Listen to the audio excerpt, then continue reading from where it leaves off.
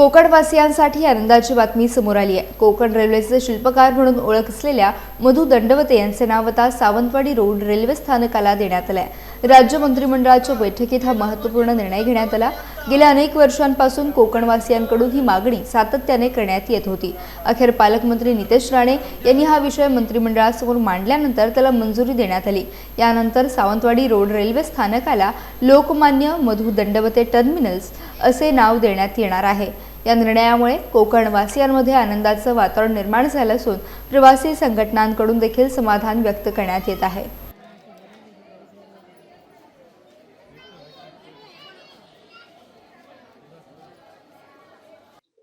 ह्या निर्णयाबद्दल आनंद होतो आहे।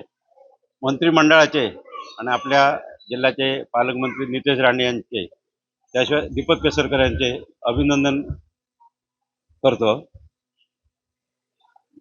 मधु दंडवते यांनी कोकण रेल्वेचे काम ज्या वेगाने केले त्याचे खरे तर कौतुक आजही होते आहे।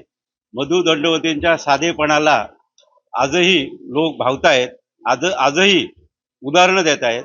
त्यामुळे खरं तर एव्हाना त्यांच्या नावाचा उल्लेख सावंतवाडी टर्मिनलवर व्हायला पाहिजे होता। दुसरा का होईना ते झालं।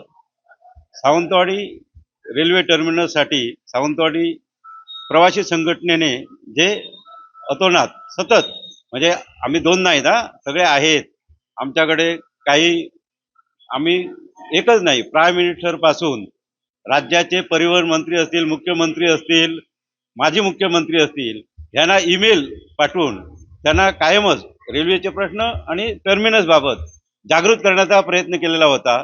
त्याचं हे फळ कुठेतरी सक्सेस झालं आणि त्याच्यासाठी पालकमंत्र्यांनी घेतलेली मेहनत ही यशदायी ठरली असे मी मानतो। कोकणवासियांना आज खऱ्या अर्थाने न्याय मिळालेला आहे।